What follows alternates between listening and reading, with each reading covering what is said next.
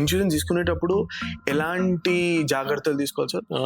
ముఖ్యమైన ప్రిన్సిపల్ అంటే అబరిమా ఫైడి అంటారు, అంటే Mhm. Utmost good faith.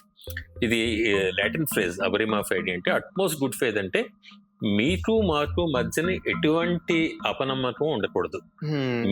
మీరు పూర్తి గుడ్ ఫెయిత్ తో మీ ఇన్ఫర్మేషన్ అంతా మాకు చెప్పాలి. ఇన్సూరెన్స్ కంపెనీ కూడా అంతే గుడ్ ఫెయిత్ తో ఇది క్లెయిమ్స్ సెటిల్ చేయాలి.